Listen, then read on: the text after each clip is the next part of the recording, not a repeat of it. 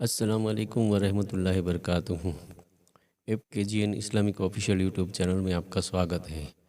دوستو، آج جنگ بدر کا دن ہے، تو میں نے سوچا چلو آج جنگ بدر کے واقعے کے اوپر اپنا ریئیکشن ویڈیو بناتے ہیں اور مفتی سلمان اظہری صاحب کے ذریعے سے جاننے کی کوشش کرتے ہیں کہ جنگ بدر آخر کیوں ہوئی، اس میں اصل پہل کس نے کی تھی، کیا ابو سفیان نے کی تھی، ابو جہل نے کی تھی، یا ہمارے نبی صلی اللہ تعالیٰ علیہ وسلم نے کی تھی۔ تو آج کا یہ تذکرہ ہم لوگ کریں گے جنگ بدر کے متعلق۔ آپ لوگ ہمارے ساتھ اس ویڈیو میں بنے رہیں گے، انشاءاللہ پورا کا پورا واچ کریں گے، اور ہمارے چینل کو سبسکرائب کریں، ہمارے ویڈیو کو لائک کریں، بیل آئیکن کو دبائیں، کمنٹ باکس کے اندر اپنے سجھاؤ لکھنا نہ بھولیں۔ جب آپ لوگ ہمیں سجھاؤ دیں گے تو ہمیں آگے کام کرنے کا ہمیں آگے کام کرنے کی ہمت ملے گی۔ حوصلہ افزائی کرتے رہے آپ لوگ ہماری، اور ہمارے چینل کو زیادہ سے زیادہ اپنے دوستوں کو پہنچائے، اور ہمارے ایک نیک مشن کام کے اندر آپ لوگ بڑھ چڑھ کے حصہ لیں، اور ہمارے چینل کو سبسکرائب کرنا بالکل ہی نہ بھولیں۔ تو اس کے اندر آج ہم لوگ دیکھیں گے کہ جنگ بدر میں مفتی سلمان اظہری صاحب کیا کہنا چاہتے ہیں، نوجوانوں کو کیا سبق دینا چاہتے ہیں، جو عمر دراز ہے ان لوگوں کو، اور رمضان کے اندر ہم کو کیا سیکھنے کو ملے گا۔ انشاءاللہ چلیے فل واچ کرتے ہیں سلمان اظہری صاحب کی اس بیان کو، تو آپ لوگ بنے رہیں گے انشاءاللہ۔ 17 رمضان المبارک کو یوم الفرقان کہا جاتا ہے۔ یوم الفرقان اس کا ایک نام ہے، یعنی حق اور باطل کے درمیان فرق پیدا کرنے والا دن، جس دن اسلام کی ایک عظیم جنگ بدر واقع ہوئی تھی۔ مجھے احباب سے یہ گزارش ہوئی، یہ خواہش ظاہر کی گئی کہ آج اصحاب بدر کے متعلق پھر سے میں یہاں پر ذکر کروں اور ان کے ناموں کی انشاءاللہ آج تلاوت بھی کروں۔ اس کی وجہ یہ ہے کہ ہمیں یہ ضروری ہے کہ ہمارے بچوں میں یہ عظیم تاریخوں کو منتقل کرتے رہیں۔ کربلا تو ہر سال سنتے ہیں، لیکن پھر کیوں سناتے ہیں؟ اس لیے کہ بار بار سننے سے جذبہ جوان رہتا ہے۔ ہمارے بچوں کو یہ کہانیاں نہیں ہیں، بلکہ ان کے جذبوں کو جوان رکھنے اور حوصلوں کو بلند رکھنے والی یہ دوائیاں ہیں۔ جنگ بدر جس کو 14 صدیاں گزر گئے، لیکن ظالم کفار آج بھی بھول نہیں سکے۔ جنگ بدر کا ایک رخ پوری دنیا جانتی ہے، بلکہ سب چڑھ چڑھ کر کے بیان بھی کرتے ہیں اس کو، یہ دشمنان اسلام۔ اس کا پس منظر کیا تھا، وہ کیوں ہوئی تھی، اس پر کوئی کلام نہیں کرتے، کیونکہ درد مرنے کا زیادہ ہوتا ہے، تو یہ مرے زیادہ تھے۔ اس میں 70 کافر مرے تھے اور 70 قیدی بن کر کے آئے تھے۔ پوری جنگ بدر میں ان کفار کو صرف یہی دکھتا ہے کہ 70 لوگوں کو مارا اور 70 کو پکڑ کر کے قیدی بنا لیا۔ پوری جنگ بدر میں یہی نظر آتا ہے۔ لیکن میرے عزیزو، اگر انصاف کی عینک رکھنے والا غور سے ان حالات کو پڑھے گا تو اس نتیجے کو پہنچے گا، اسلام میں یہ جتنی جنگیں ہوئیں جس میں حضور پاک صلی اللہ تعالیٰ علیہ وسلم تشریف لے گئے، اکثر کا تعلق ڈیفنس سے ہے، یہ ڈیفنسیو رہی ہیں۔ اب میں آپ کو ایک چیز بتاتا ہوں، کیونکہ جنگ بدر کے احوال بتانے سے پہلے اس کا پس منظر بتانا ضروری ہے کہ کیوں ہوئی۔ اچھا، یہ بھی میں آپ کو کلیئر بتا دوں کہ یہ پہلی جنگ نہیں ہے، جیسے کہ مشہور ہے نا جنگ بدر، اس سے پہلے بھی چھوٹی چھوٹی جنگیں ہوئی ہیں، لیکن جو بڑی جنگ جس میں مقابلہ ہوا اور جس میں اللہ نے روشن فتح عطا کی، وہ بدر کی جنگ ہے، 17 رمضان المبارک 2 ہجری کو۔ انشاءاللہ میں سیرت کے درس میں عرض کروں گا، جنگ بدر سے پہلے بھی 6 جنگیں ہوئی ہیں تقریباً، جس میں کچھ صحابہ گئے تھے، کچھ میں حضور بھی گئے تھے، کچھ میں ہلکی پھلکی مڑ بھیڑ ہوئی اور کسی میں جنگ نہیں ہوئی، لیکن جو بڑی یعنی صف آرا ہو کر جنگ ہوئی تھی وہ جنگ بدر، یہی 17 رمضان المبارک والی، یہ پہلی ہے۔ جیسے کہ ایک بدر اولا بول کر کے ایک جنگ مشہور ہے، اور بدر ثانیہ اس کو کہتے ہیں، یہ 17 رمضان المبارک والی، میں اس کو انشاءاللہ سیرت کے بیان میں عرض کروں گا۔ آج اس پر ہم فوکس کرتے ہیں کہ کیوں ہوئی۔ 13 سال مکہ مکرمہ میں نبی پاک صلی اللہ تعالیٰ علیہ وسلم نے گزارے، اعلان نبوت کے بعد۔ ویسے تو 53 سال آپ وہاں رہے، 13 سال اعلان نبوت کے بعد کیا کیا تکلیفیں نہیں اٹھائیں.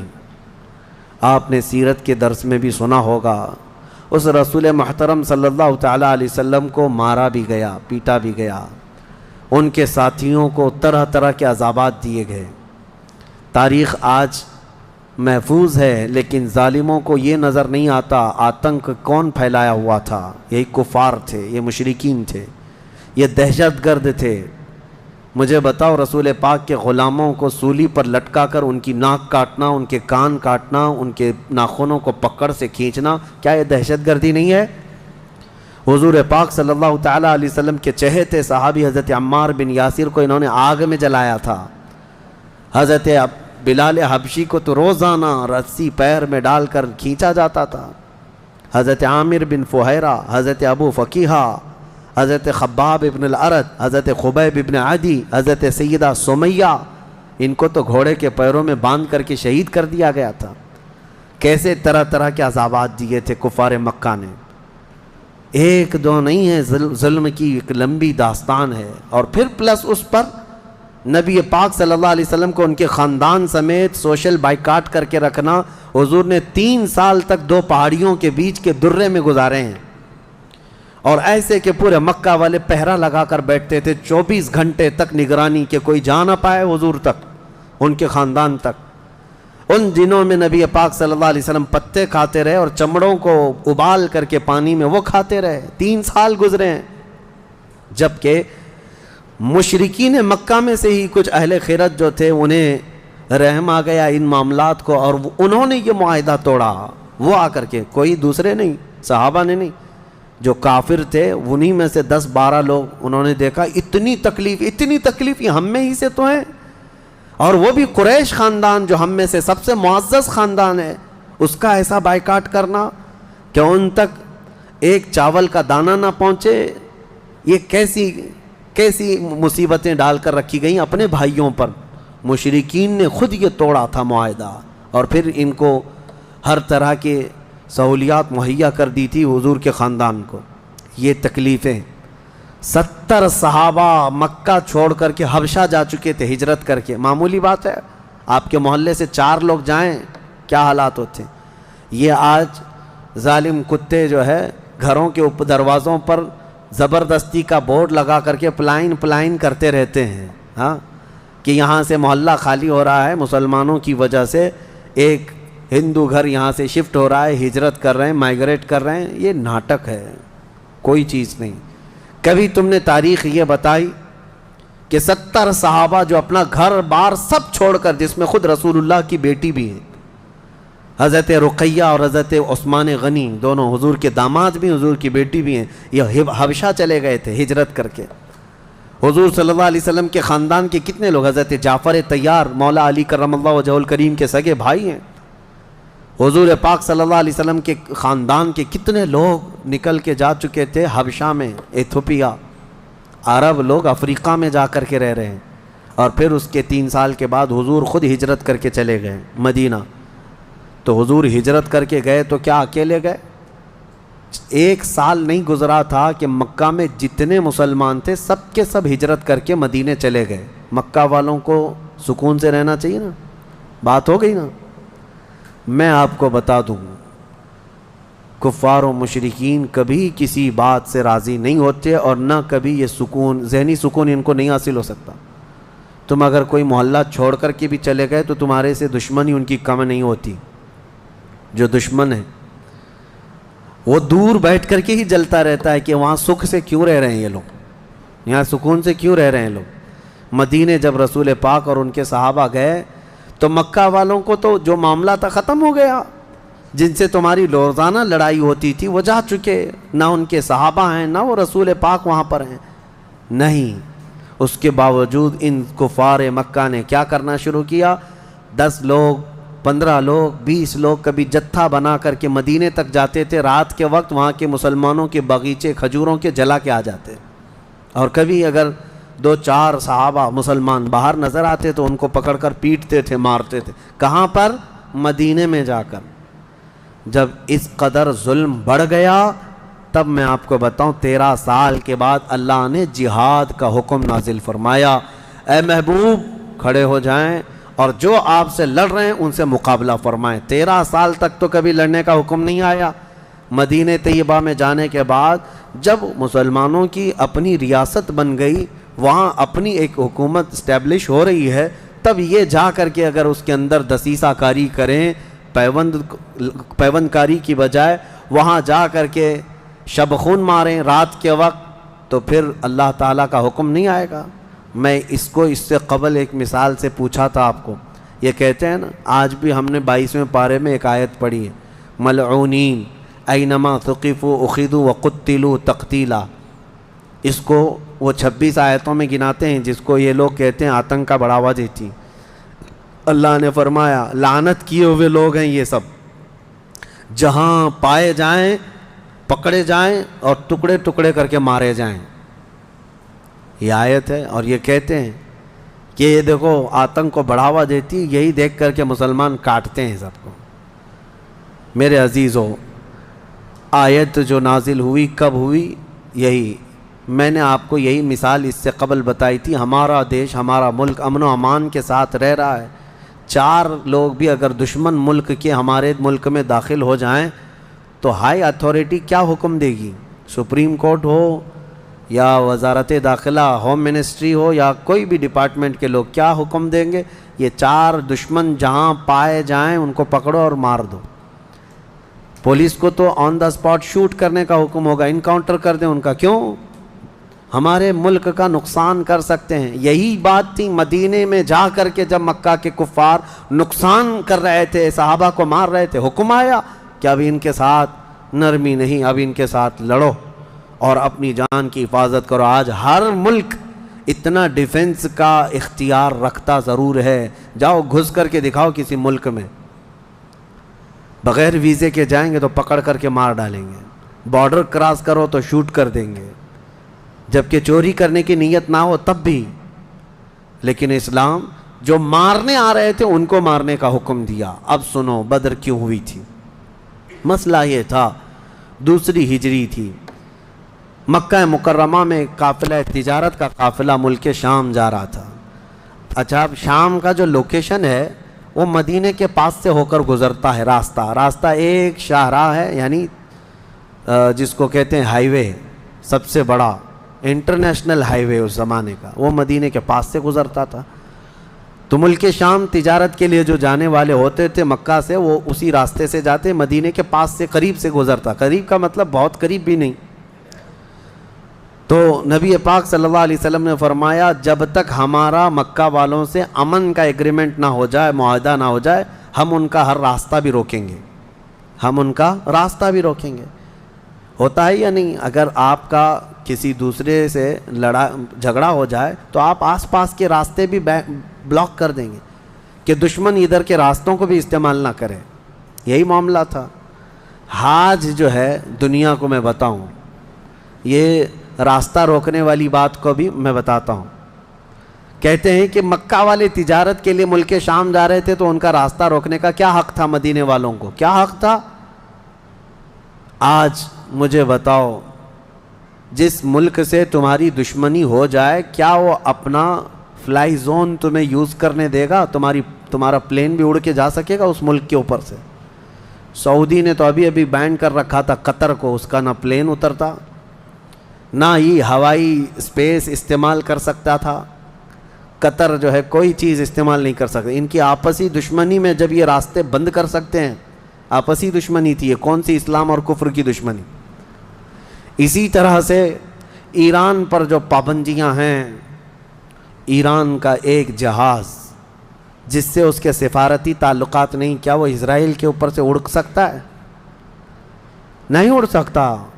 راستے تو آج بھی ان لوگوں نے بند کر رکھے ہیں، ایک دوسرے کی تجارت کے، ٹریڈنگ پابندیاں آج بھی چلتی ہیں۔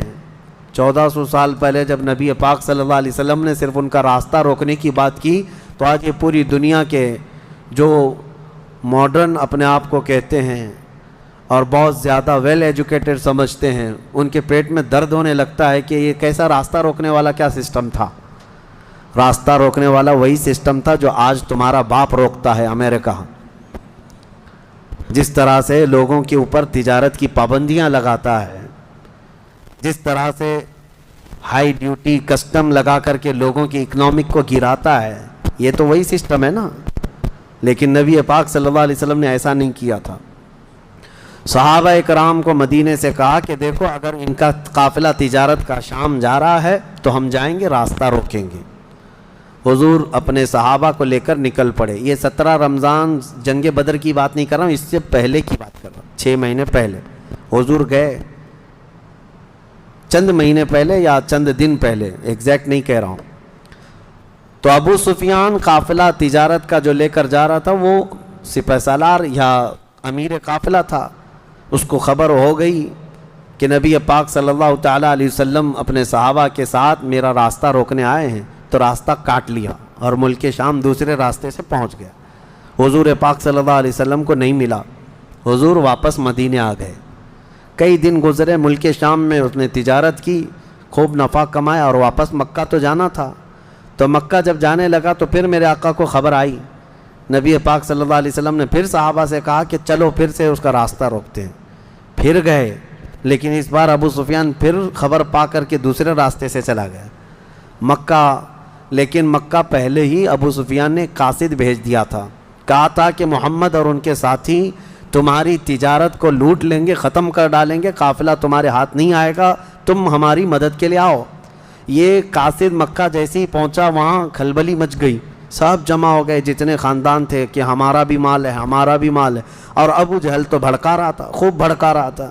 سب کو جمع کر لیا. لیکن اتفاق ایسا کہ وہ مکہ والوں کے نکلنے سے پہلے پہلے ابو سفیان اپنی تجارت کا قافلہ صحیح سلامت مکہ لے کر پہنچ گئے. بات ختم ہو گئی، تجارت کا قافلہ آ گیا. جو سمجھ بوجھ والے تھے انہوں نے خیر منائی، کہا کہ چلو ہمارا مال پہنچ گیا، اب ضرورت نہیں جانے کی. لیکن ابو جہل کسی بات پر خاموش نہیں تھا. کہا کہ نہیں، ہم محمد اور ان کے ساتھیوں کو مزہ چکھائیں گے کہ انہوں نے روکنے کی کوشش کیوں کی. اگر آج ہم ان کا مقابلہ نہیں کریں گے تو آگے ہماری تجارت کے لیے بڑے مسئلے پیدا ہو جائیں گے. اور اس کے بعد سب کو بھڑکاتا رہا.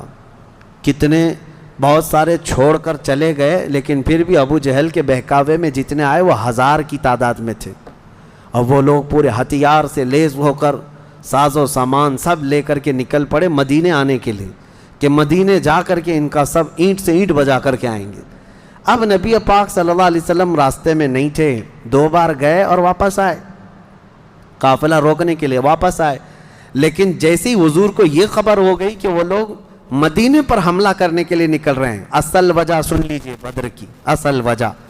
جب وہ لوگ 1000 کی تعداد میں مکہ سے نکل چکے تھے اور میرے آقا کو یہ خبر مل گئی، مخبر نے آ کر بتایا کہ جنگ کی تیاری سے مدینے کے اوپر حملہ آور ہونے کے لیے نکلے ہیں مکہ کے لوگ. اب نبی پاک صلی اللہ علیہ وسلم نے صحابہ سے فرمایا کہ ان کو مدینے پہنچنے مت دینا. اگر مدینے آ گئے تو مدینے کو توڑ پھوڑ کریں گے، شہر میں داخل ہوں گے، جنگ ہوگی تو کچھ نہ کچھ گھر ٹوٹیں گے، کسی کی آبادی اجڑے گی، کچھ نہ کچھ نقصان ہوگا، لہٰذا ہم خود مدینے سے باہر نکلتے ہیں. نبی پاک صلی اللہ علیہ وسلم اب اس ارادے سے اپنے صحابہ سمیت باہر نکلے. اس میں تعداد مختلف روایات کے مطابق 313 314 315 319 اور ایک میں 360 اصحاب بدر کی تعداد پہ الگ الگ روایات ہیں. 313 صحابہ کی روایت بہت سارے محدثین نے روایت کی ہے، اور 360 کی بھی روایت ہے، 360 لوگ بھی تھے. بہرحال وہ اس طور پر کہ بچے دوسرے لوگ سب ملا کر کے کسی نے شمار کیا اور کسی نے صرف خالص جنگ کرنے والوں کو شمار کیا. اس میں سارے بڑے بڑے اجلہ صحابہ ہیں، سیدنا ابو بکر صدیق، سیدنا عمر فاروق، سیدنا حیدر کرار، علی مرتضیٰ رضی اللہ تعالیٰ عنہ، دیگر اصحاب. ہاں، حضرت عثمان غنی رضی اللہ تعالیٰ عنہ اس میں شامل نہیں تھے. اس کی وجہ یہ تھی کہ حضور صلی اللہ علیہ وسلم کی بیٹی حضرت رقیہ بیمار تھیں، مدینے میں تھی. نبی پاک صلی اللہ تعالیٰ علیہ وسلم نے حضرت عثمان سے کہا کہ تم اپنی اہلیہ میری بیٹی کی تیمارداری میں رہو، تمہیں بدر میں شریک ہونے کا برابر ثواب دیا جائے گا. حضرت عثمان غنی مدینے میں تھے. اسی وجہ سے آج بھی اصحاب بدر کے ناموں کی جب تلاوت ہوتی ہے نا تو حضرت عثمان کا نام بھی اس میں آتا ہے. وہ اگرچہ جنگ میں گئے نہیں تھے لیکن اسمائے بدر میں ان کا نام شامل ہے. آپ پڑھ کر کے دیکھنا یا سننا تو حضرت عثمان غنی کا بھی نام ہے، کیونکہ مال غنیمت جب تقسیم ہو رہا تھا تو حضور نے حضرت عثمان کو بھی اس میں سے حصہ دیا تھا. خیر، جب نبی پاک صلی اللہ تعالیٰ علیہ وسلم یہ صحابہ کو لے کر نکلے، اب مدینے سے 160 کلومیٹر مکہ کی طرف کا یہ راستہ ہے بدر. بدر ایک علاقے کا نام ہے، وہاں ایک کنواں تھا جس کا نام بدر تھا، جس کی وجہ سے اس علاقے کا نام بدر پڑا. اب حالات دیکھیں کیسے آزمائش کے بڑھتے گئے. میں مختصراً انداز میں آپ کے سامنے رکھوں گا. یہ جنگ کا پس منظر تھا. حضور لڑنے کے لیے گئے نہیں تھے بلکہ ڈیفینس کے لیے، کہ مکہ والے نکل چکے تھے. اب مکہ والے آ کر جس جگہ پڑاؤ کیے وہ بھی بدر تھا، وہاں کنواں تھا، پانی تھا، اس کے لیے وہاں پر ان لوگوں نے بھی قیام کیا. میرے آقا صلی اللہ علیہ وسلم نے بھی اپنا لشکر انداز کر دیا.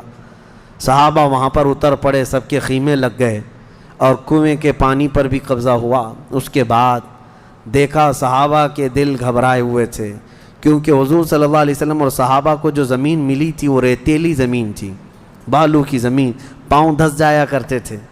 اور کفار مکہ جہاں پر اترے تھے وہ تو سخت سپاٹ فلیٹ زمین تھی، مٹی کی زمین تھی، اور اس میں گھوڑے اچھی طرح دوڑتے تھے. یہ ریتیلی زمین پر گھوڑوں کے پیر بھی گھس جاتے اور انسانوں کے بھی.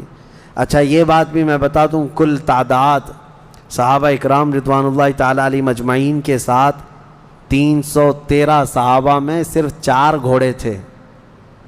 4 گھوڑے، یہ 4 گھوڑوں پر بیٹھ کر کے گئے ہیں. کون سوار ہوا ہوگا، کون پیدل چلا ہوگا؟ اور اونٹوں کی کچھ تعداد. اس کے علاوہ تلوار سب کے پاس نہیں، اور جس کے پاس ہے ان کی سبزیاں بھی کٹتی نہیں. ان حالات میں تو وہ گئے تھے. نبی پاک صلی اللہ تعالیٰ علیہ وسلم کے ساتھ جب گئے، اب وہاں پر صحابہ اکرام کے دلوں کے اندر تھوڑی گھبراہٹ آنے لگی کہ ہم زمین اس طرح کی ہے، اور تعداد جب ان کی دیکھتے ہتھیار سے لیس تو یہ عرض کرتے کہ کیا ہوگا. پہلی جنگ ہو رہی تھی نا، آمنا سامنا پہلی مرتبہ ہو رہا تھا. اب نبی پاک صلی اللہ تعالیٰ علیہ وسلم سب صحابہ کو لے کر رات کو بیٹھتے ہیں. اب اس میں جو نبی پاک صلی اللہ تعالیٰ علیہ وسلم کے سامنے صحابہ اکرام سے مشورہ ہو رہا تھا، اب وہ ایمان کی بات ہے. حضور نے صحابہ کی بات یہ سنی کہ جو مہاجرین تھے وہ یہ کہہ رہے تھے کہ انصار کا تو کچھ گیا نہیں، ہمارا گیا ہے. مکہ میں ہمارے مال لوٹے، ہماری جائیدادیں لوٹیں، انصار مدینے میں رہتے ہیں، مکہ کے کفار نے ان کا تو کچھ بگاڑا نہیں. ہو سکتا ہے کہ انصار جو ہے جنگ میں انٹرسٹ نہ لیں، ان کا کیا گیا ہے، یہ مہاجرین کی جنگ ہے. انصار جو ہے ہو سکتا ہے انٹرسٹ نہ لیں، وہ نہ آئیں. یہ ان کے دلوں میں بات تھی. حضور پاک صلی اللہ علیہ وسلم نے محسوس کر لیا، کیونکہ 69 انصار صحابہ اس کے اندر تھے.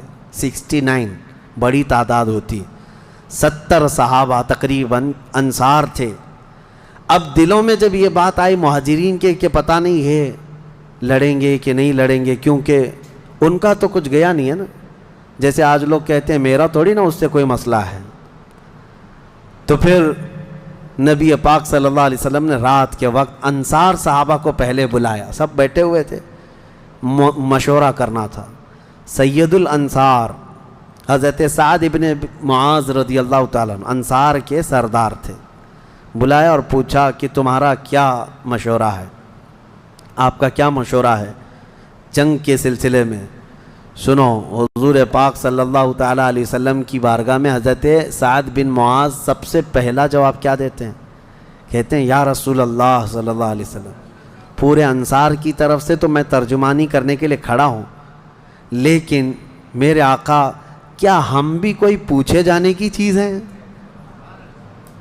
آپ کے سلسلے میں ہم بھی کوئی پوچھے جانے کی چیز ہیں؟ اور حضرت سعد ابن معاذ کہتے ہیں قسم رب ذوالجلال کی، مدینے سے برق الغماد یمن تک بھی آپ جائیں، انصار کا ہر بچہ آپ کے قدموں کے ساتھ ہوگا. آپ تو صرف بدر تک آئے یا رسول اللہ، اگر ہمیں پیدل یمن تک بھی لے جاتے ہم آپ کے پیچھے جاتے. ان کے الفاظ میں سناؤں ایمان تازہ ہو جاتا ہے. حضرت سعد ابن معاذ رضی اللہ تعالیٰ عنہ فرماتے ہیں یا رسول اللہ صلی اللہ علیہ وسلم، آج میں سارے انصار صحابہ کی طرف سے ترجمانی کرتے ہوئے، جس کو کہتے ہیں ریپریزنٹیٹیو، میں کھڑا ہوں، عرض کرتا ہوں میرے آقا اگر کسی کے ذہن میں یہ بات ہے تو وہ نکال دے کہ ہم صرف اپنے وطن میں رسول اللہ کی مدد کرتے ہیں، بلکہ اللہ کے نبی صلی اللہ تعالیٰ علیہ وسلم جس کونے میں جائیں گے انصار کو وہاں حضور پائیں گے۔ اب حضور کی بارگاہ میں عرض کرتے ہیں آقا آپ کو کل اختیار ہے، آپ کو کل اختیار ہے۔ اب سنو حضرت سعد ابن معاذ کے یہ بدر کے میدان سے ایک دن پہلے کے الفاظ ہیں، ایک دن پہلے کے الفاظ ہیں۔ یا رسول اللہ صلی اللہ علیہ وسلم آپ کو کل اختیار ہے، جس کا رشتہ ملانا ہے ملا دیجیے آپ، اور جس کو توڑنا ہے آج ہی آپ فرما دیں، ہم ہمیشہ آخری سانس تک کے لیے توڑ دیں گے۔ اگر آپ فرما دیں کہ اس کی بیوی اس کے لیے حلال نہیں، اس کا بیٹا نہیں، یا رسول اللہ آخری سانس تک ہم اس سے رشتہ توڑ دیں گے۔ یہ بدر میں جانے سے پہلے حضرت سعد ابن معاذ کہتے ہیں جس کا رشتہ آپ ملانا چاہیں میرے آقا ملا دیں، اور جس کا ختم کرنا چاہتے ہیں توڑ دیں، اور جس کو موجودہ حالات میں رکھنا چاہتے ہیں میرے آقا پسند فرما لیں، اور ہمارے مال آپ کے لیے حاضر ہیں یا رسول اللہ، اور ہمارے جس قدر منشا ہو قبول فرمائیں۔ ہاں حضرت سعد ابن معاذ کہتے ہیں ہمارے پاس جو کچھ بھی ہے یا رسول اللہ یہ ہمارا مال حاضر ہے۔ اب یہ دیکھو ادب کے الفاظ، حاضر ہے یا رسول اللہ، جتنا آپ کو چاہیے ہمارا پورا مال قبول کر لیں اور جتنا چاہے چھوڑ دیں، اور قسم رب ذوالجلال کی جو آپ نے چھوڑ دیا وہ دنیا کی سب سے بری چیز ہے ہمارے لیے، جو آپ نے قبول کیا وہ ہمارے لیے سب سے عمدہ چیز ہے۔ یہ بدر کے میدان میں حضرت سعد ابن معاذ رضی اللہ تعالیٰ عنہ کی تقریر چل رہی ہے، اور اس کے بعد حضور پاک صلی اللہ تعالیٰ علیہ وسلم کی بارگاہ میں یہ کہتے ہیں یا رسول اللہ قسم اس رب ذوالجلال کی جس نے آپ کو سچی نبوت کے ساتھ بھیجا، اللہ کی قسم اگر آپ ہمیں حکم دیں سمندر کو چیر کر نکل جانا ہے، رب ذوالجلال کی قسم یا رسول اللہ انصار کا ہر بچہ سمندر میں کود پڑے گا۔ یہ بدر سے پہلے کی تقریر۔ اب ان کی تقریر سن کر حضور بڑے خوش ہوئے، میرے آقا صلی اللہ تعالیٰ علیہ وسلم نہایت ہی خوشی کا اظہار فرماتے ہیں، اور اس کے بعد پھر حضرت مقداد بن اسود ایک صحابی ہیں کھڑے ہوتے ہیں، پوچھا یا رسول اللہ صلی اللہ علیہ وسلم آپ صحابہ سے مشورہ لے رہے ہیں کس بات کا؟ کہا جنگ ہونا چاہیے نہیں ہونا چاہیے؟ حضرت مقداد بن اسود کہتے ہیں یا رسول اللہ ہم بنی اسرائیل نہیں ہیں جنہوں نے موسیٰ علیہ السلام سے کہا تھا اے موسیٰ آپ اور آپ کا خدا جائیے قوم جبارین سے لڑیے، ہم یہاں بیٹھ کے دیکھیں گے۔ نہیں یا رسول اللہ ہم امت محمدیہ ہیں، جہاں میرے آقا کا پسینہ گرے گا ہم سب کا خون کا قطرہ وہاں گرے گا، جب تک ہمارے جسم میں آخری قطرہ بھی خون کا باقی ہے ہم میں سے کوئی پلٹنے کا تصور بھی نہیں کرتا۔ یہ رسول پاک صلی اللہ علیہ وسلم کے چہیتے صحابہ کی تقریریں تھیں، سب کے جذبے جوان تھے، کوئی لوٹنا نہیں چاہتا، کوئی پلٹنا نہیں چاہتا۔ اب صحابہ کو باہر کر کے حضور خیمے میں چلے گئے۔ اب سنو حضور پاک صلی اللہ تعالیٰ علیہ وسلم جیسی ہی خیمے میں گئے جہاں آج مسجد عریش بنی ہے، اس کو عریش کہا جاتا حضور کے خیمے کو۔ حضور سجدے میں گر گئے۔ سجدے میں گرنے کے بعد نبی پاک صلی اللہ تعالیٰ علیہ وسلم اتنا گریہ وزاری کر رہے تھے، اتنا رو رہے تھے سجدے میں حضور پاک صلی اللہ علیہ وسلم، اور جو صحابی ان کی خدمت میں کھڑے تھے وہ کہتے ہیں نبی پاک صلی اللہ تعالیٰ علیہ وسلم کی الفاظ میں سن رہا تھا ابتحالات کو، عرض یوں کر رہے تھے اے اللہ ایک چھوٹی سی فوج، ایک چھوٹی سی جماعت تیرے دین کی نصرت کے لیے میدان میں اتری ہے، اے اللہ اگر اس جماعت کی تو کل مدد نہ کرے گا تو قیامت تک اس روئے زمین پر کوئی سجدہ کرنے والا نہیں آئے گا، اے اللہ قیامت تک کوئی تیری عبادت نہیں کر سکے گا۔ یہ محبوبانہ انداز ہے میرے آقا کا، یہ کوئی دھمکی نہیں ہے اللہ کو، رب تعالیٰ کی بارگاہ میں گڑ گڑانا کہ مولا اگر ان کی مدد نہیں کرے گا تو پھر کون تیری عبادت کرے گا۔ اور اس کے بعد اچانک حضور صلی اللہ علیہ وسلم اٹھے سجدے سے، پیشانی چمک رہی تھی اور حضور مسکرا رہے تھے۔ دو صحابہ کھڑے تھے، کہا یا رسول اللہ صلی اللہ علیہ وسلم آپ اتنی گریہ وزاری کرتے کرتے بھی مسکرانے لگے۔ کہا میرے رب نے میری ڈھارس بندھا دی، مبارک ہو، بشارت ہو، میں نے ابھی ابھی جبرائیل کو جنگی لباس پہن کر اترتے دیکھا ہے، جبرائیل امین آ گئے ہیں۔ وہ صحابہ دوڑے دوڑے گئے، باہر جا کر کہے مبارک ہو اللہ کے نبی کو مدد آ گئی ہے، ابھی رات کا حصہ گزرا نہیں تھا کہ بارش برسنے لگ گئی۔ میرے آقا نے فرمایا میرے صحابہ اللہ کی دوسری مدد آ گئی۔ صحابہ نے پوچھا یہ کیسے؟ کہا جاؤ میدان میں دیکھو، ریت کی زمین پر بارش ہوئی تھی تو ریت پوری جمع ہو گئی، مضبوط ہو گئی، اور کافروں کی زمین پر بارش برسی تو کیچڑ ہو گیا، ان کے پیر پھسلنے لگ گئے، ان کے گھوڑے بدکنے لگ گئے، اور صحابہ کے پیر ریت میں بالکل مضبوط جم کر رہ گئے۔ حضور نے فرمایا بارش بھی اللہ نے تمہاری مدد کے لیے نازل فرمائی۔ صبح اٹھتے ہیں، صبح ہوتی، حضور اکرم نہیں، رات کے وقت ہی، ابھی رات کا وقت ہے، صحابہ کے دل کی تسلی کے لیے میرے آقا اپنے ہاتھ میں ایک چھڑی لے کر جاتے ہیں میدان میں، صحابہ پیچھے پیچھے ہیں، لکیر کھینچا، حضور نے فرمایا کل یہاں ابو جہل گر کے مرے گا، دوسری لکیر کھینچا اور کہا یہاں عتبہ مرے گا، تیسری لکیر کھینچ کر کہا یہاں شیبہ مرے گا۔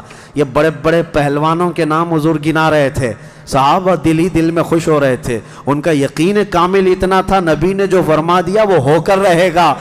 رات کے وقت ہی صحابہ کو یہ معلوم تھا ان کفار کے کتنے وکٹ گرنے والے ہیں، کتنے پہلوان زمین بوس ہونے والے ہیں، کتنے موت کی گھاٹ پہنچنے والے ہیں، صحابہ کو یہ معلوم ہو گیا تھا، اور دل چوڑے تھے، سینے کشادہ تھے۔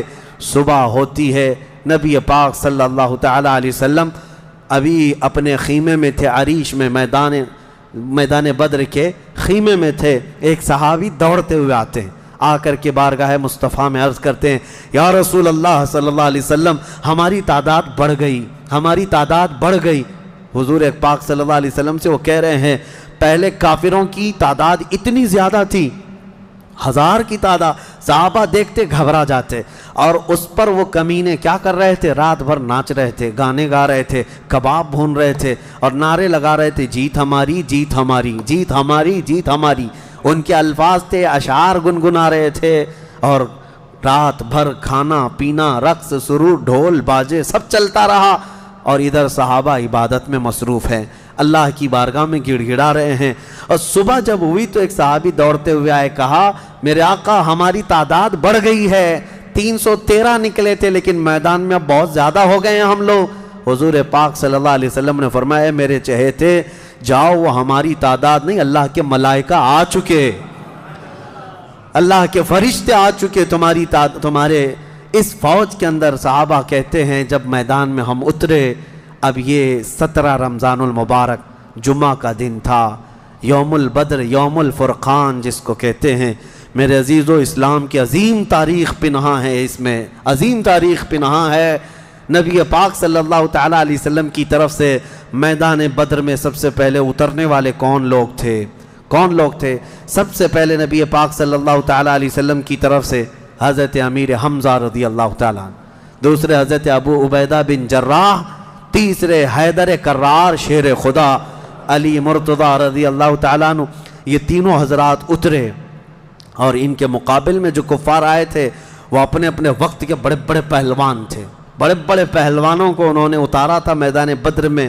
اور جب مقابلہ ہوا تو سب سے پہلا وار حضرت امیر حمزہ کا سامنے والے پر پڑا، وہ گاجر کی طرح کٹ کر گر گیا ایک ہی وار میں۔ حضرت ابو عبیدہ بن جراح زخمی ہوئے، سامنے والے سے تھوڑے زخمی ہوئے، پھر حضرت حمزہ نے وہ بھی محاذ سنبھالا اور ان کے مقابل کو بھی مار کر گرایا۔ ادھر حضرت علی کرم اللہ وجہہ الکریم کی عمر کم تھی، اس وقت ان کی عمر زیادہ نہیں تھی، 22 سال کی عمر یا 25 سال کے اس وقت کی عمر تھی حضرت علی کرم اللہ وجہہ الکریم کی۔ اس وقت حضرت علی جب آئے بالکل جوانی، یعنی 20-22 سال کی عمر، مولا علی کرم اللہ وجہہ الکریم نے اس سے جب مقابلہ کیا تو ذوالفقار حیدری نے ایسا ضرب لگایا کہ اس کی لوہے کی ٹوپی کاٹتے ہوئے 2 ٹکڑے ہو گئے۔ پہلی مرتبہ بدر کے میدان میں آواز آئی تھی سارے صحابہ کی اللہ اکبر، یہ نعرہ تکبیر تھا جو سب سے پہلے بلند ہوا۔ فرماتے ہیں اس آواز کی ہیبت ایسی تھی کہ کفار کے خیمے ہل گئے اور ان کی صفوں میں ہلچل مچ گئی، دہشت طاری ہو گئی۔ صحابہ کے اسی نعرے کو دیکھ کر علامہ اقبال نے شعر کہا تھا، یہ نکلے تھے مڑی ہوئی تلواریں لے کر، کٹی ہوئی اور زنگ آلود تلواریں لے کر جن سے سبزی نہیں کٹتی تھی، لیکن جب نعرہ لگائے تھے اللہ کی مدد ایسی آئی تھی کہ یہ سب زمین بوس ہو گئے دشمن۔ اقبال نے کہا تھا کفر دم توڑ دے گا ٹوٹی ہوئی شمشیر کے ساتھ، کفر دم توڑ دے گا टूटी हुई शमशीर के साथ घर तुम निकला जाओ एक बार नारे तकबीर के साथ। ये उन्हीं सहाबा का नारा था जब उन्होंने पहली मर्तबा बुलंद किया। ये लड़ाई चलती रही शाम तक, शाम होने ना पाई, दोपहर तक इस लड़ाई को पहले एक के बाद दीगरे, उसके बाद फिर घमासान की लड़ाई हुई। लेकिन कुफार मक्का में से कुछ लोग कहते हैं हम तो बड़े हौसलों से आए थे लड़ने के लिए, बड़े हौसलों से आए थे, जिनको ये मदीने में मक्का में पकड़ के मारते थे वो आज इनके मुकाबिल में थे। कोई किसी का ग़ुलाम था, कोई किसी का रिश्तेदार भी था, लेकिन मुकाबले में जब आए वो कुफार मक्का कहते हैं हम तो बड़े हिम्मत के साथ लड़ने के लिए आए थे, लेकिन जब हम लड़ने जा रहे थे तो हमारे मुकाबले में अजनबी लोग आ रहे थे, अजनबी लोग आ रहे थे, और उनकी हैबत ऐसी तारी होती कि हमने उनको न मक्के में कभी देखा था न मदीने में कभी देखा था। ये वो बदरी मलाइका थे जो जिब्राइल अमीन की सिपह सालारी में आए थे। अब यहाँ एक बात मैं बताना चाहता हूँ, एक फरिश्ता उतर जाए काफ़ी है। आपको पता है कौम शुआइब जब नाफरमानी कर रही थी तो अल्लाह ताला ने अजाब क्या भेजा था, जिब्राइल अमीन अलैहिस्सलाम को उतारा था। उन्होंने एक चीख मारी थी, चिंगाड़, और उनकी आवाज़ की हैबत से जितने पहाड़ों में थे ये कौम शुआइब सबके भेजे कानों से निकल आए थे और ज़मीन पर गिरकर मर गए थे। तो यहाँ जिब्राइल अमीन अकेले आ जाते, सिर्फ आवाज़ लगाते, किसी को तलवार उठाने की भी ज़रूरत नहीं, ये 1000 पूरे कीड़े मर जाते। लेकिन ये वजह क्या है? मुफस्सिरीन ने फरमाया यकीनन एक फरिश्ता भी मदद के लिए काफ़ी होता, लेकिन अल्लाह ने बद्र के मैदान में 5000 फरिश्ते उतारे, ये अज़मत मुस्तफ़ा के लिए, ये रसूलुल्लाह की अज़मत के लिए।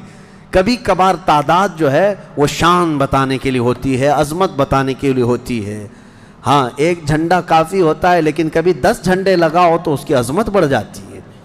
हाँ, 2 बॉडीगार्ड काफ़ी होते हैं, लेकिन 10 खड़े हो जाएं तो उसकी हैबत और तारी होती है। ये एक इंसानी जहन बना हुआ है। अल्लाह तबारक व तआला ने अपने महबूब की अज़मत शान की वजह से 5000 मलाइका को उतारा। अब ये जंग होती रही, इसमें सहाबा तो लकड़ियों से जंग करते रहे, सब तलवारों से नहीं, कुछ सहाबा तो लकड़ियों से जंग लड़ते रहे, और लकड़ियों से ही कई को मार के गिराया, और 70 जो है मौत के घाट उतर गए। और उसमें मामूली 70 नहीं थे, बड़े बड़े गुरु घंटाल थे, जितने भौंकते थे मक्का में बैठकर।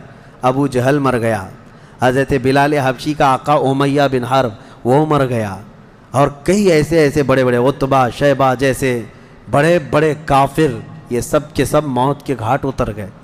बदर की एक लड़ाई ऐसी कि अच्छों की जड़ काट कर रख दिया। अब यहाँ पर हुजूर पाक सल्लल्लाहु ताला अलैहि वसल्लम का रहम भी देखें। हुजूर मुलाहिज़ा फरमा रहे थे, जब उमैया गिर कर ज़ख्मी हुआ था, हुजूर ने जो सहाबी लड़ रहे थे कहा कि रोक दो उसको। उमैया जो लड़ रहा था वो बड़ा हट्टा कट्टा पैसा वाला मक्का का बड़ा आदमी था, तो जो सहाबी लड़ रहे थे उन्होंने गिरा दिया, वो ज़ख्मी होकर गिरा। हुजूर ने फरमाया छोड़ दो उसको, वो सहाबी हट गए। हुजूर ने फरमाया बिलाल हबशी को बुलाओ। बिलाल कहाँ है? बिलाल आए, कहा ऐ बिलाल आओ, जितना इसने तड़पाया था खूब आज तुम बदला लो इसके साथ, क्योंकि यही वो था जो हज़रत बिलाल को एक ड्रम में डालकर दिन भर रखता था, लोहे की एक टाकी बनाकर उसमें डालकर ऊपर से ढक्कन डालकर गर्म धूप में उनको ऐसे ही रख देता था, बग़ैर खाना पानी दिए। शाम तक उनको खोला जाता तो उनका जिस्म पूरा अजमरा हो जाता था। उनकी पीठ ऐसी गल गई थी अंगारों में सुलाने की वजह से कि रीढ़ की हड्डी दिखती थी। यह हज़रत बिलाल के साथ किया था। हज़रत बिलाल हबशी ने मार कर उसको ख़त्म किया। वो और हज़रत बिलाल मारते वक्त क्या कह रहे थे ये भी सुनिए, ये सहाबा का जज्बा है। कहते हैं उसको कत्ल किया और यूँ कहा अंत अदुव्वुल्लाहि व अदुव्वु रसूलिना, मैंने तुझे मार दिया है इसलिए कि तू अल्लाह का और मेरे हबीब का दुश्मन था। ये नहीं कि मुझे तड़पाता था, ये नहीं कि तूने मुझे बहुत मारा है अब चख ले मज़ा। हज़रत बिलाल ये कहते हैं तू अल्लाह का दुश्मन था और मेरे मुस्तफ़ा का दुश्मन था, मैंने तुझे ख़त्म किया। ये बद्र की वादी में हज़रत मुआज़ और मुअव्विज़ बिन अफ़रा रज़ी अल्लाहु अन्हुमा, 2 छोटे बच्चों पर जिहाद तो है नहीं, लेकिन ये ज़िद करके इसरार करके हुजूर के पास आए थे। کہا ہمیں اجازت دے دے۔ میرے آقا نے ان کو اجازت دی تو یہ جنگ میں شریک ہوئے۔ حضرت عبد الرحمن بن عوف کہتے ہیں صاحب بڑے بڑے صحابہ، جنگ کے میدان میں نفسا نفسی کا عالم ہوتا ہے، اپنا ڈیفنس کرنا ضروری ہوتا ہے، کہاں سے تیر آئے کہاں سے تلوار آئے، لیکن یہ دو بچے اس طرح سے میدان میں ہیں کہ حضرت عبد الرحمن بن عوف سے کہتے ہیں چچا ہمیں ایک بات بتائیے، ابو جہل کس کا نام ہے؟ حضرت عبد الرحمن بن عوف کہتے ہیں میں ہنس پڑا، ان کی عمر 13 سال کے آس پاس کی تھی۔ کہتے ہیں یہ کیا کرو گے تم؟ وہ سردار قریش ہے، پہلوان ہے مکہ کا۔ ان بچوں نے کہا ہم نے دیکھا تو نہیں مگر سنا ہے اس خبیث کے بارے میں کہ وہ ہمارے آقا کو گالیاں دیتا ہے، وہ ہمارے نبی کو گالیاں دیتا ہے۔ یہ اصل محافظین مصطفیٰ تھے، محافظین ناموس رسالت تھے، نبی پاک صلی اللہ علیہ وسلم کی عزت کے لیے۔ میرے عزیزو یہ بچے کھیلنے کے لیے ضد نہیں کر رہے تھے، جان ہتھیلی پر لانے کے لیے ضد کر رہے ہیں۔ حضور پاک صلی اللہ علیہ وسلم کی بارگاہ میں آئے اور اس کے بعد حضرت عبد الرحمن بن عوف کہتے ہیں میں ابھی بات چیت کر ہی رہا تھا کہ ابو جہل سامنے گھوڑے پر بیٹھا جا رہا تھا، میں نے اشارے سے بتایا وہ دیکھو وہی مردود ہے جو گھوڑے پر جا رہا ہے۔ یہ دونوں بچے چیل کی طرح جھپٹ گئے اس کی طرف اور بھاگتے ہوئے اس کی طرف گئے۔ ابو جہل کو یہ ایکسپیکٹیشن ہی نہیں تھا، یہ امید ہی نہیں تھی کہ اس کے مقابل میں کبھی کوئی بچہ آ سکتا ہے۔ غرور و تکبر میں ہمیشہ وہ سوچتا تھا بڑے بڑوں سے ہی لڑنا ہے ہم کو، اور دیکھا تو چھوٹے بچے آئے، ایک بچے نے گھوڑے کی ٹانگ پر تلوار ماری، ابو جہل نیچے گر گیا، گھوڑا بھی گرا وہ بھی گرا، اور جیسے ہی گرا دونوں اس کے سینے پر چڑھ کر بیٹھ گئے، سینے پر چڑھ کر بیٹھ گئے اور گردن پر تلوار رکھی۔ تو جانتے ہیں ظالم یہ زمانے بھر کا بڑا گستاخ اور گستاخوں کا باپ کیا کہتا تھا، عربی میں شعر کہہ رہا ہے اس وقت، کہتا ہے میں عرب ہوں موت سے ڈرتا نہیں، میں عرب ہوں موت سے ڈرتا نہیں، لیکن افسوس مجھے اس بات کا ہے کہ میرے مقابل کا آیا نہیں۔ اس کو افسوس یہ ہے کہ مجھے کوئی پہلوان نے مارا نہیں، مجھے چھوٹے بچے مار رہے ہیں۔ اور بعض لوگوں نے کہا ہے کہ اس کی یہ خواہش تھی، کہا کاٹنا ہے تو گردن تھوڑا نیچے سے کاٹو، کیونکہ سب کٹے ہوئے گردنیں رکھی جائیں تو میری گردن تھوڑی اونچی دکھے۔ غرور و نخوت کبھی نہیں جاتا، گھمنڈ و تکبر کبھی نہیں جاتا۔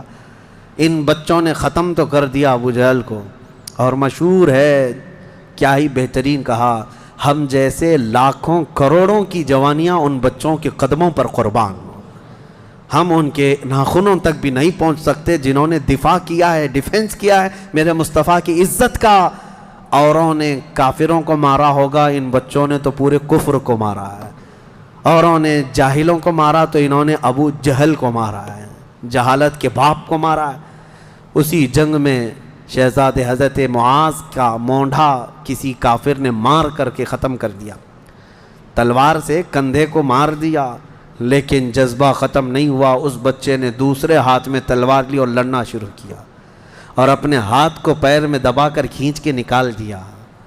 یہ زیادہ دیر تک نہیں، یہ دونوں شہزادے لڑتے رہے میدان بدر میں۔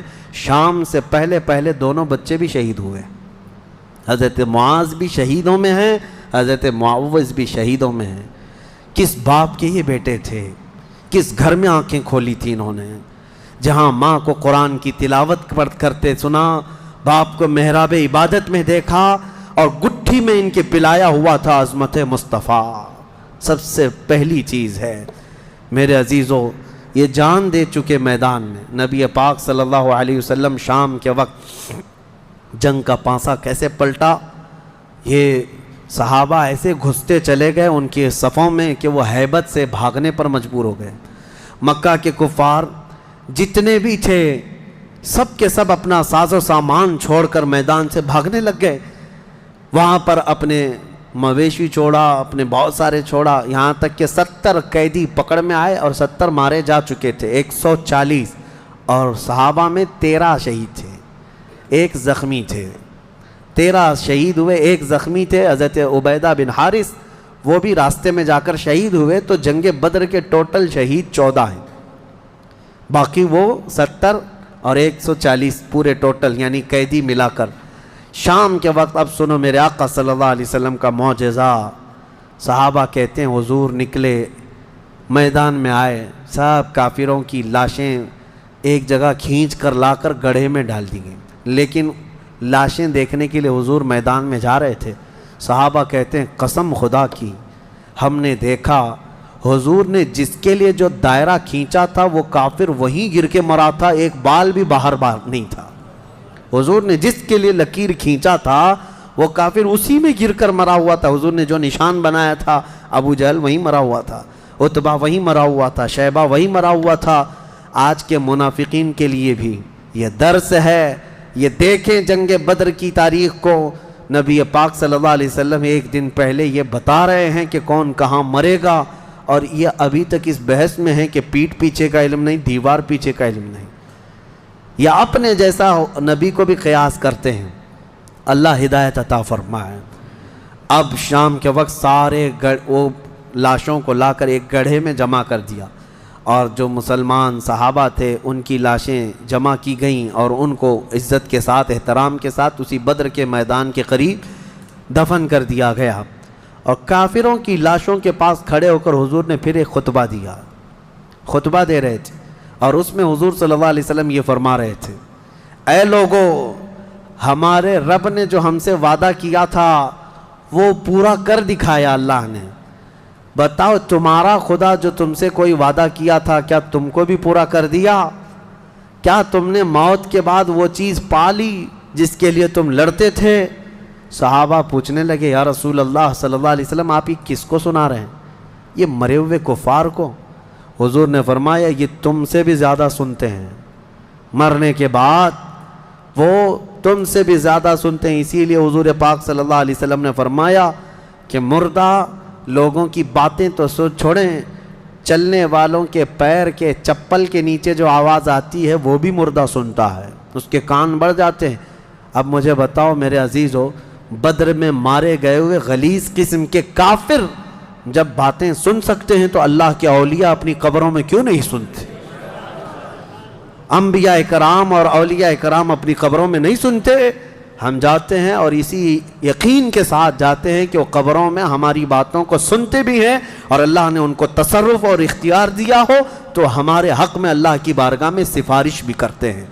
یہ ہے جنگ بدر. اس کا خلاصہ یہی ہے کہ وہ اگرچہ 313 نہتے تھے لیکن یقین کامل تھا. اسی کو اقبال نے کہا ہے, یقین محکم عمل پہ ہم, جہاد محبت فاتح عالم, جہاد زندگانی میں ہیں یہ مردوں کی شمشیریں. کہ یہ وہ صحابہ تھے, ان کے بارے میں کہتے ہیں اللہ کے شیروں کو آتی نہیں روبائی, اللہ کے شیروں کو آتی نہیں روبائی. یہ لومڑی کی طرح نہیں رہتے بلکہ ان کا عزم حوصلہ بڑا جوان تھا, اور میدان میں اترے تھے تو نہ یہ تلواروں کے بھروسے آئے تھے نہ ہاتھی گھوڑوں کے بھروسے آئے تھے, بلکہ ان صحابہ کا صرف یقین یہ تھا اللہ ہمارے ساتھ ہے, رسول ہمارے ساتھ ہے. اے مومنوں, آج اس بدر کی تاریخ کے بعد میں آپ سے بھی یہی کہنا چاہوں گا, آج جتنے بھی ابو جہل ناچ رہے ہوں ان کو ناچنے دو اور پکار کر کہو ان اللہ معنا, بے شک اللہ ہمارے ساتھ ہے, بے شک اللہ ہمارے ساتھ ہے. آزمائش ہوگی, امتحان ہوگا, کچھ تو مریں گے کچھ تو کٹیں گے, لیکن غلبہ حق کا ہی ہوگا. حل الحق یعلو ولا یعلی علیہ, فرمایا گیا حق ہمیشہ بلند ہو کر رہے گا, اس کے اوپر کوئی غالب نہیں آئے گا. ہو سکتا ہے صدیوں تک اس کو کوئی پکڑ کر کے رکھے, حق کو گرفتار کر کے رکھے, لیکن کبھی بھی وہ اس طرح نیست و نابود نہیں کیا جائے گا. قیامت تک حق کو بلند ہونا ہے. اللہ کریم ہم سب کو حق جماعت کے ساتھ زندہ رکھے اور ہمیں غلبہ اسلام کا وہ سنہرا دور عطا فرمائے, جب ہم دیکھیں ہمارے ہر گھر سے آواز آئے لبیک یا لبیک یا لبیک یا. تو ماشاءاللہ سلمان اظہری صاحب نے کیا ہی پیارے انداز سے اور نرم لہجے سے بہت ہی پیاری دل کو چھو دینے والی تقریر کی ہے.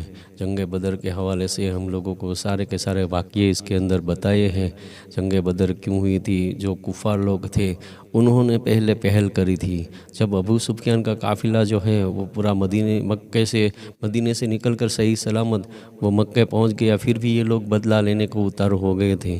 اس کے لیے وہ لوگ آئے, اور اللہ کی مدد جنگ بدر کے اندر کیسے کیسے آئی وہ مفتی सलमान अजहरी साहब ने आपको बताया, हम लोगों को उस बड़े प्यार से समझाया, बड़े अच्छे लहजे से समझाया, नौजवान लोगों की हिम्मत की उसके अंदर जो है वो हम लोग उस जो सहाबा इकराम है उसकी एक नाखून के बराबर भी हम लोग नहीं पहुंच सकते।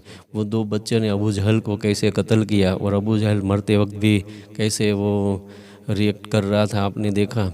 हमारे इस रिएक्शन वीडियो के अंदर हमें सबक ये मिला है, अल्लामा इकबाल का भी वो शेर है आपके जहन में जो मुफ्ती साहब ने बताया, टूटी तलवार लेकर के निकले थे। अगर इस्लाम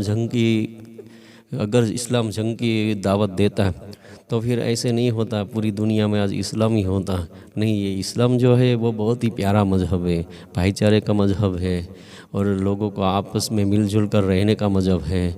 और जंग की इजाज़त उस वहाँ पे ऐसे दी थी कि लोगों को जब घर पे कोई आएगा, जैसे हम लोग रहते हैं और हमारे साथ कोई झगड़ा करने घर पे आएगा तो हम लोग क्या उसका बदला नहीं लेंगे? इसी हिसाब से वो जंग बदर हुई थी।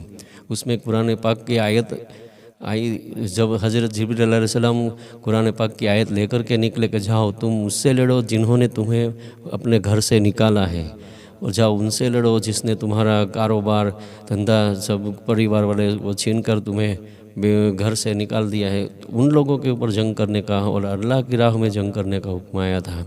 नबी करीम सल्लल्लाहु अलैहि वसल्लम ने फरमाया कि ऐ सहाबा, जो मैं जिस जगह पे निशान करता हूँ वहीं पे वो लोग जो कुफार बड़े बड़े कुछ निशानियाँ की हमारे नबी पाक सल्लल्लाहु अलैहि वसल्लम ने, तो वो लोग वहीं पे गिरे। हमने ये भी इसके वीडियो तकरीर के ज़रिए हम लोगों ने भी ये सुना और देखा मुफ्ती सलमान अजहरी साहब के बयान से।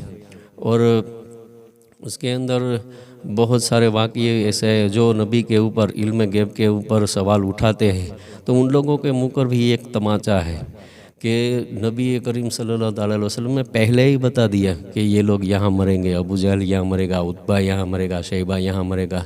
सारे कुफार जो बड़े बड़े थे, उनकी बहुत से कुफार जो बड़े बड़े उनके गिने जाते थे मक्का के अंदर, उनकी निशानियाँ करके वहाँ पे लकीर खींच दी और वहीं के वहीं वो लोग मरे।